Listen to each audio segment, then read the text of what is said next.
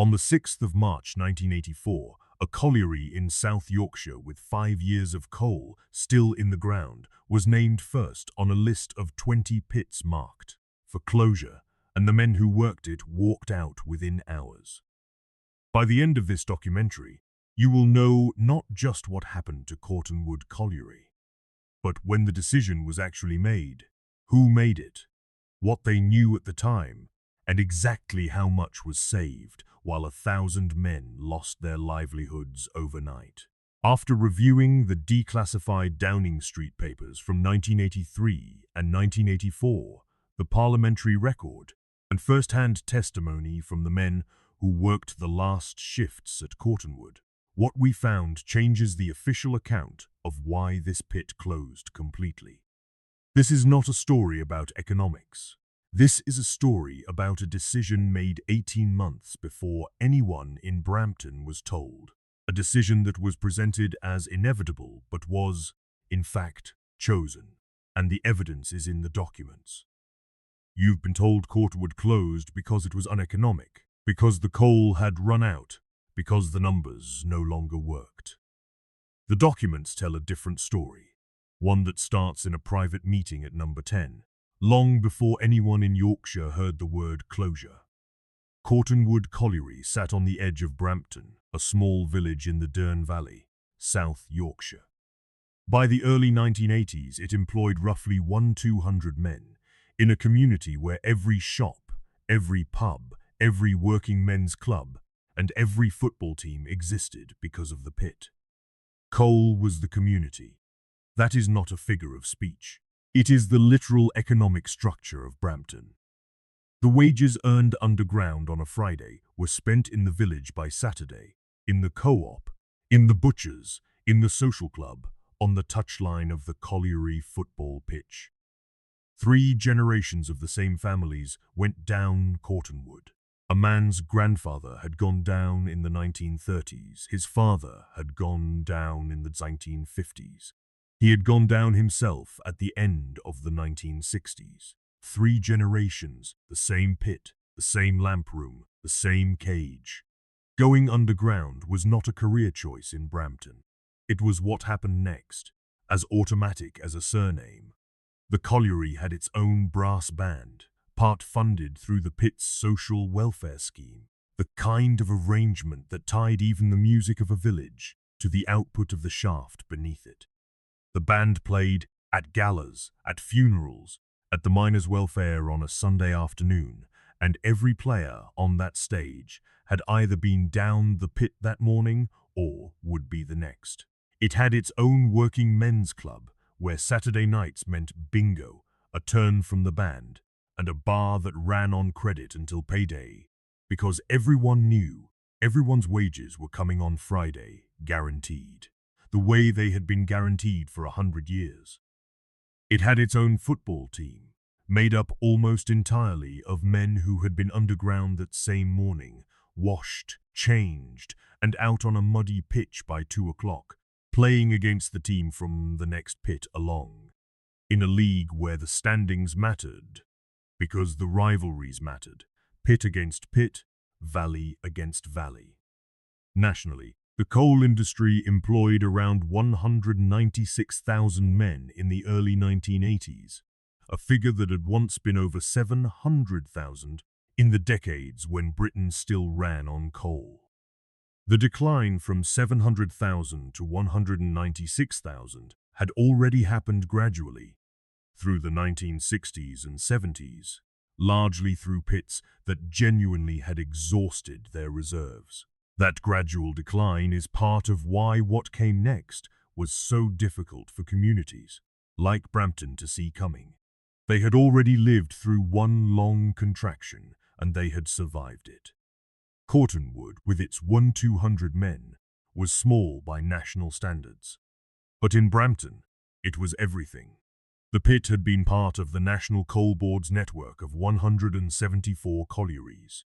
A network that the government had committed to, in writing, just 10 years earlier. In 1974, in the aftermath of the previous miners' strike, the government, the National Coal Board, and the National Union of Mine Workers had signed an agreement that promised investment, stability, and a long-term future for British coal. That agreement is where this story actually begins.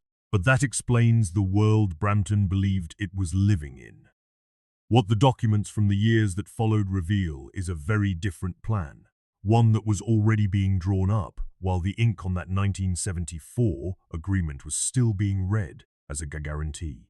In 1974, the British government signed a document that promised Cortonwood's future.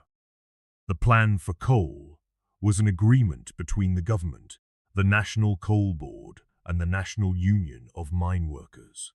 In exchange for accepting the gradual closure of genuinely worn-out pits, the state committed to a program of investment that would secure deep-mined coal production at around 120 million tons a year, with total output rising towards 135 million tons by 1985. The investment figure attached to that promise was roughly £1.4 billion at 1973 prices, a sum intended to replace around 40 to 42 million tons of old capacity with new. For a village like Brampton, this was not abstract policy. It was a guarantee, in writing from the government itself, that the pit would still be there for the next generation. The plan for coal made coal a strategic pillar of Britain's energy security. The flagship project of that era was the new superpit at Selby, a vast new mining complex being constructed in North Yorkshire, designed to produce more coal with fewer men, using the most modern equipment the industry had ever seen. Selby was the proof, to anyone who needed it, that coal had a future worth building. The government was not just maintaining the old coal fields. It was investing, visibly, in the next 50 years of British coal. But by the end of the 1970s, that picture was already changing. North Sea oil was coming online. Natural gas was becoming a serious alternative. A recession was reducing demand for energy across the board. And inside the National Coal Board, the language began to shift. The talk of expansion gave way to talk of efficiency and profitability. This shift in language was the first signal, and it was a signal almost nobody in Brampton was in a position to read. Selby was still being built. The brass band was still playing. The Football League was still running. From the ground, in 1979 and 1980, nothing in Brampton had changed at all. Therefore, by 1980 and 1981, internal NCB planning documents were already working from a very different set of assumptions than the ones published in 1974. Leaked plans referenced by NUM President Arthur Scargill at the time described scenarios involving the closure of up to 95 pits, with the loss of around 100,000 jobs, a scale of contraction that bore no resemblance to the 1974 agreement. At the same time, investment patterns in Deindustrialisation began to change. Officially, money was still being spent on new projects like Selby, but older collieries, pits like Cortonwood, saw maintenance and modernization budgets cut or delayed. Less money for new underground workings, less money for machinery upgrades. The practical effect was more breakdowns, lower productivity, and a colliery that increasingly matched the description the NCB would later use to justify its closure. Uneconomic. There is a particular cruelty in how this worked. A pit that was starved of investment would, within a few years, produce the exact figures needed to justify closing it, figures that could then be presented as objective, as simply the numbers, with no reference to the decision that had produced them in the first place. In February 1981, the NCB announced an accelerated program to close 23 unprofitable pits. The reaction was immediate. Unofficial strikes and walkouts broke out across several coalfields. The response was strong enough that, in March 1981, Thatcher's government did something it would become known for doing rarely. It reversed course. The closure program was withdrawn. Financial targets and borrowing limits for the NCF were adjusted to take the pressure off. This is remembered as the government's first major U-turn. But the retreat in 1981 was tactical, not strategic. Between 1981 and 1983, pits continued to close under the same uneconomic label, managed individually through formal colliery review procedures and early retirement packages, designed specifically to avoid the kind of unified response that had forced the U-turn 2 years earlier. A colliery review meant a panel examining a single pit's output, costs, and reserves in isolation, with no public reference to any wider plan, no connection drawn between one closure and the next. Each pit closed as if it were its own isolated local story. Throughout this period, both the government and the NCB repeated one phrase in public: no compulsory redundancies. The plan, officially, was early retirement and transfer to other pits, never the sack. Internal documents from 1984 show that ministers regarded compulsory redundancies as something close to a guaranteed trigger for a national strike. The policy of voluntary closures was not generosity, it was risk management. By October 1983, with Arthur Scargill, now NUM president, the union held a special conference. Having seen the leaked closure plans, delegates agreed to an overtime ban from the 1st of November 1983, a move intended to pressure the NCB into withdrawing its program. The ban cut coal production by roughly 30%, around 12 million tons, pushing stockpiles down to levels not seen since the unofficial strike of 1981. For the men of Cottonwood, the 1981 U-turn had felt like proof that the union still held the power to stop closures, that the 1974 promise, battered but intact, still meant something. Selby was still rising out of the ground. The overtime ban felt, to many, like another round in a fight the union had already won once before. But that explains what Brampton believed in early 1983. What the documents from that fixed point, the autumn of 1983, reveal is a decision being made in private that had nothing to do with overtime bans, or stockpiles, or Selby, or any of it. A document was written in September 1983. It was marked not to be photocopied or circulated outside the private office. And it is where the real story of Cottonwood's closure begins. This document was written on the 15th of September 1983. It was addressed in summary to the Prime Minister. It was marked not to be photocopied or circulated outside the private office. And it contains a single sentence that makes everything that followed inevitable. The meeting that produced it took place at number 10. 7 people were in the room.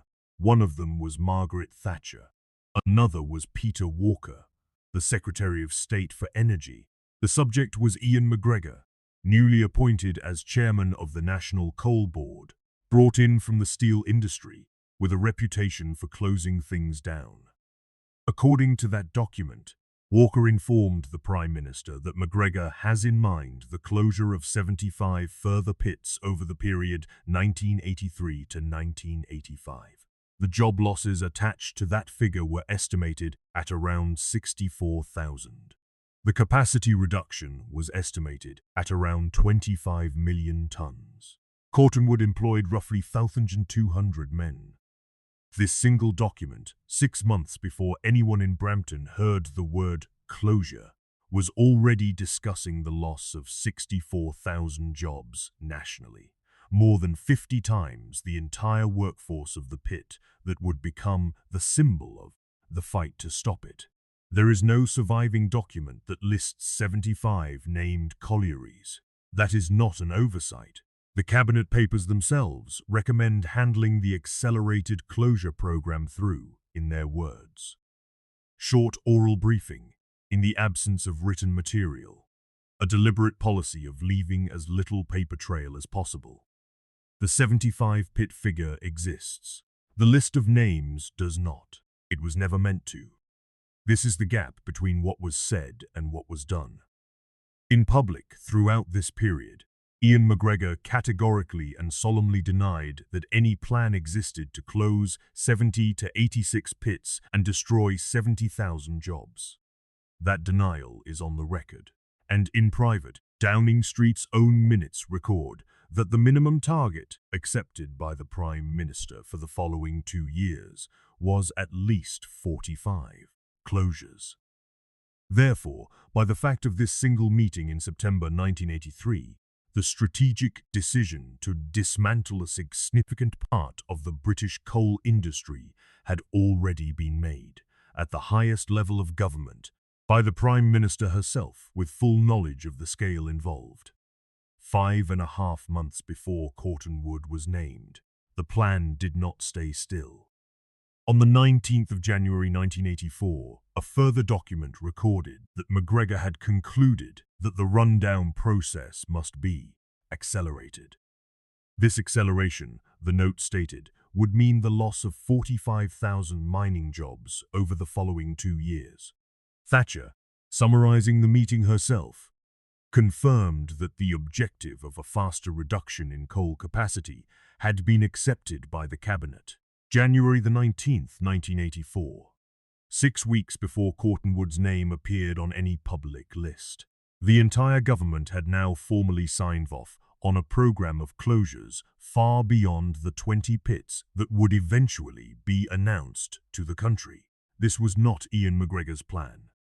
Years later, the National Union of Mine Workers produced a report into these documents titled Divide and Conquer, compiled after the Cabinet papers were declassified under the 30-year rule and reviewed by campaigns including Orgreave Truth and Justice from around 2013 and 2014 onwards. The report states plainly that ministers conspired to conceal the real scale of what was coming, speaking publicly of a limited program of 20 pits and no compulsory redundancies, while privately accepting a reduction of 64,000 jobs and 25 million tons of capacity. The design and approval of this program ran through the Prime Minister, the Energy Secretary, the Chancellor of the Exchequer, and the Employment Secretary. The title of that report is worth sitting with: Divide and Conquer. Not cuts, not reorganization. A strategy named as such, decades later, by the people who had lived through being on the receiving end of it. So picture the calendar. September 1983, the figure of 75 pits and 64,000 jobs is presented to Thatcher and accepted in principle. January 1984, the acceleration is agreed, with 45,000 job losses confirmed as the cost of moving faster. March 1984, Cottonwood is named 1 pit, 200 men, as the first visible piece of a program that had been fixed in private for 6 months. The National Coal Board would tell the men of Cottonwood that their pit was closing because it was uneconomic, because the coal had run out, because the figures no longer worked.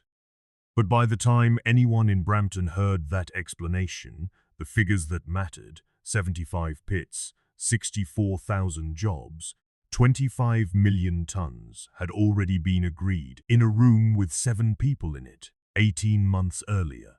The official version says Cottonwood closed because of its own numbers.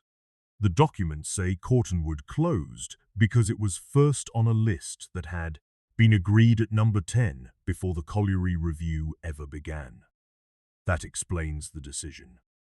What happens next is how it was carried out, and it began not with a quiet announcement, but with a sentence that turned a promised 5 years into 5 weeks. On the 1st of March 1984, the National Coal Board's director for South Yorkshire called union representatives to a meeting in Barnsley. He told them Cottonwood would not close in 5 years, as the men had been led to believe. It would close in 5 weeks. The pit's accumulated losses, he said, came to around £12 million over 2 years, 5 years to 5 weeks. That is the sentence that turned a community's understanding of its own future upside down in a single afternoon. No warning, no review process the men could see, no negotiation. A figure, a date, and 5 weeks. 5 days later, on the 6th of March, Ian McGregor stood up and announced the closure of 20 of the National Coal Board's 174 pits, affecting around 20,000 jobs. Cottonwood was on that list. The men walked out within hours. By the end of the week, miners in Yorkshire, Scotland, South Wales, Kent, Durham, and Northumberland had joined them. Roughly 140,000 men on strike, out of 187,000 new members nationally. Therefore, the 6th of March 1984 is remembered as the official start of the miners' strike, and Cottonwood, a pit of barely 1,200 men, became its symbolic epicenter. A pit that had never produced a national headline in its 100-year history was now the name attached to the biggest industrial confrontation Britain had seen in decades. But the strike was never going to be a single unified front. By mid-March of the 187, new members, around 140,000 were out, concentrated in the most militant coalfields. Nottinghamshire, along with parts of Derbyshire and Lancashire, maintained a high proportion of working miners. This division was not an accident of geography. It was a fracture the National Coal Board would use for the rest of the year, proof, in its public messaging, that not all miners support the strike. The government had prepared for this. Since late 1983, coal and coke stocks had been built up at power stations and steelworks specifically to absorb a year-long strike without major blackouts. The strike itself was declared unlawful. No national secret ballot had been held, and the courts were used to freeze NUM funds and seize union assets. At the same time, voluntary redundancy and transfer schemes were used to pull working miners away from the strike, pit by pit, week by week, slowly reducing the number of men still out. Imported coke and rail deliveries from non-striking collieries kept key industries running, weakening the blocking power of picket lines at plants like Orgreave. On the 18th of June 1984, around 30 nude miners gathered at the Orgreave coking plant near Sheffield, one of the largest mass pickets in British history. The police response was on a scale not seen before. Thousands of riot officers, mounted police, dog units, deployed against a crowd of men who had, in many cases, traveled across the country specifically to be there that day. Orgreave became the symbol of a new kind of confrontation: paramilitary policing, mass roadblocks to stop pickets traveling, and a media framing of striking miners as, in Thatcher's own phrase from the Falklands era, the enemy within. Cottonwood was not the site of clashes on the scale of Orgreave, but its men were on those picket lines, and they absorbed the same combination of policing and economic pressure as everyone else. Coaches left Brampton before dawn for picket duty at collieries and depots across the region, and came back, often, with nothing to show for it but exhaustion and, increasingly, no money left at home. By the autumn and winter of 1984-85, striking miners had gone almost a year without wages. They survived on hardship funds, collections, and solidarity networks, including groups like Lesbians and Gays Support the Miners, an alliance that itself became part of the story of that year. Communities that had never had any contact with each other, finding common cause against the same opponent. But exhaustion and debt were accumulating. The National Coal Board combined disciplinary pressure, selective sackings, withdrawal of concessionary coal, legal action, with incentives for men to return, exploiting the fact that in counties like Nottinghamshire, a strike majority had never existed.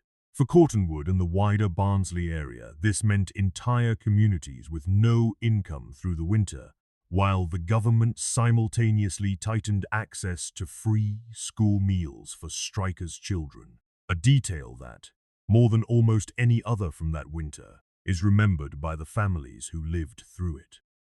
On the 3rd of March 1985, a national conference of Neum delegates voted to end the strike. There was no withdrawal of the closure program. There was no political settlement. The instruction to the men was to return to work with heads held high. Most marched back to the pits that day or the next, with families and brass bands alongside them. The same brass bands that had played at galas and funerals for 100 years, now playing men back through gates that would not stay open much longer. There were no guarantees about the future of their collieries. For many, including the men of Cortonwood, that return to work would be a brief pause before the end. The strike left around 150 zone miners who had spent a year without pay, alongside tens of thousands of dismissals, court convictions, and lasting physical and psychological injuries. Cortonwood itself remained technically open for a few months after the strike, but the decision had already been made. The colliery closed officially on the 25th of October 1985. In 1986, the surface buildings were demolished. That explains how the closure program, agreed in private rooms in 1983, was carried out in public over the following 2 years. Through a sentence in Barnsley, a strike that lasted a year, a confrontation at Orgreave, and a march back to work that led, 18 months later, to a colliery that no longer existed. What happened to the men who walked back through those gates, and to the ones who never went back at all, is what the next chapter is about. At Cortonwood, the day began in the dark. Men arrived at the pit yard before sunrise, clocked in, and walked through to the lamp room to collect a lamp and a battery pack for their belt. From there, the cage took them down, a drop that ended in a walk, sometimes a ride on a small underground train, to the coal face itself. Down there, the noise never stopped. The thud of pneumatic drills, the grinding pull of the conveyor belts hauling coal towards the shaft, the constant hum of ventilation fans, and every so often the heavy clatter of the skip cage moving men and coal up and down the shaft. Men came up at the end of an 8-hour shift with their ears still ringing. The air down there carried coal dust, machine oil, and sweat. It got into clothing, into skin, into the creases of hands that no amount of washing at the end of a shift could fully clean. Underground lighting was poor enough that the beam of a man's own lamp was often the only thing he could rely on, a small circle of light moving along a low seam for 8 hours at a time. And at the end of every shift came the pithead baths, a ritual as fixed as the shift itself. Double lockers, street clothes on one side, pit clothes on the other. Men went down clean and came up black with dust, then showered together in the communal baths before changing back into the clothes they'd arrived in that morning. Pit clothes hung on chains over the locker room floor between shifts, drying out for the next man to put them on, still warm, still carrying yesterday's dust. It was the line between the pit and the world above ground, repeated every day for entire working lives. This was the rhythm that 3 generations of the same families in Brampton had known. A grandfather who went down in the 1930s, a father in the 1950s, a son at the end of the 1960s. Different decades, same lamp room, same cage, same baths at the end of the shift, the same walk home afterwards along streets where every other house held a man who had just done exactly the same thing. In April 1984, a TVI documentary crew came to Cortonwood and asked the men a simple question: why should this pit close? The answer they got back, again and again, was the same. There were 5 years of coal still down there, enough to keep around 850 men in work. The men weren't disputing the geology. They were disputing the conclusion. The National Coal Board's case was that Cortonwood was too costly to keep open. The men's case was that they were standing on top of 5 years of coal, and they knew it because they had been the ones cutting it. But on the night of the 5th of March 1984, that 5-year figure stopped mattering. The men of Cottonwood walked out at midnight, in direct response to Ian McGregor's announcement, an announcement that named Cottonwood as the first pit earmarked for closure out of the 20 on his list, putting 20,000 jobs nationally at risk. Picture the pit yard that night. Men coming up from the last shift, still in their pit clothes, some of them straight out of the shower room, hair still wet. The news moving from man to man before any one official had said a word to most of them, directly. 5 years of coal, 5 weeks to close. Furious and bewildered, that is how the chroniclers of the time described it, and it is not an exaggeration. For many of these men, the anger went deeper than the announcement itself. They had grown up believing in the 1974 plan for coal, the promise of investment, of stability, of a future, the same promise that had been visible in steel and concrete a few miles away at Selby. The closure announcement was the moment that promise collapsed. As one account from the period put it, this was the moment men understood that everything they had been told was a lie.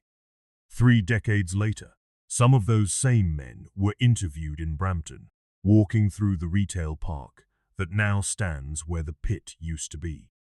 They walk through it, the reports say, with barely a second glance, faces etched with troubles that have nothing to do with shopping.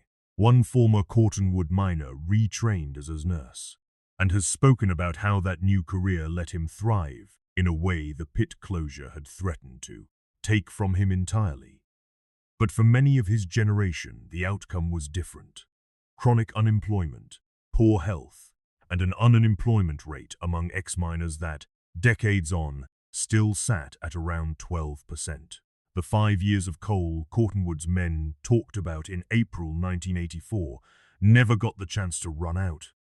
The pit closed first. What that closure actually cost, in money, in health, in the shape of an entire community, is what the documents and the decades since have left behind.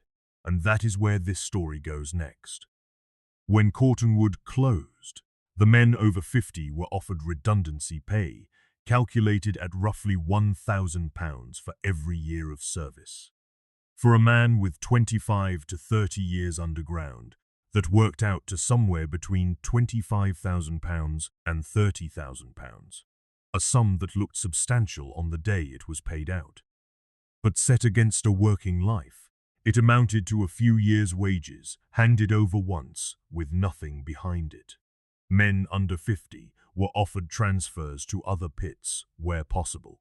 Within a few years, the phrase "where possible" had stopped meaning anything at all, because there were no other pits left to transfer to. Cottonwood Colliery closed officially on the 25th of October, 1985. In 1986, the surface buildings were demolished. The site sat empty for over a decade. Then, in the early 2000s, the Cottonwood Retail Park was built on top of it, along with a business park and a Morrison's supermarket, all designated as an enterprise zone. Much of the rubble from the demolished pit was reshaped into a landscaped slope behind the supermarket. It is still there today, grassed over, holding up the car park, the only visible remnant of everything that used to be underneath it.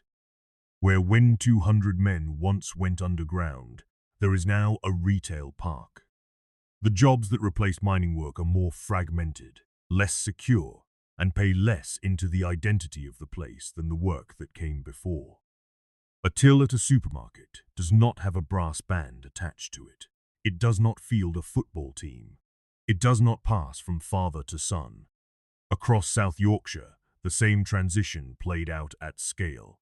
Through the 1980s and 90s, an economy built on coal and steel became one dominated by low-wage service work.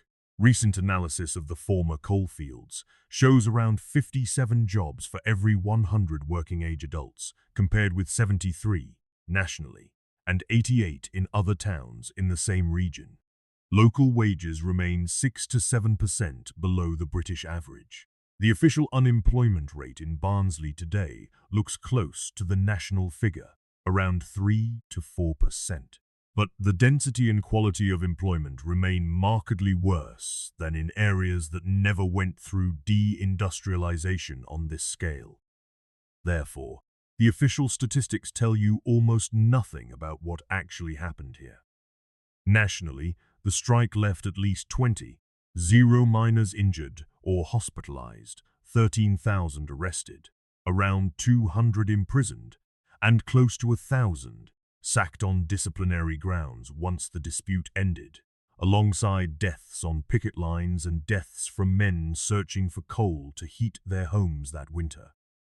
In Grimthorpe, a few miles from Cortonwood, the closure of the local pit was followed within a few years by the village being designated the most deprived community in England, with crime rates that had been well below the national average, jumping to roughly 20% above it.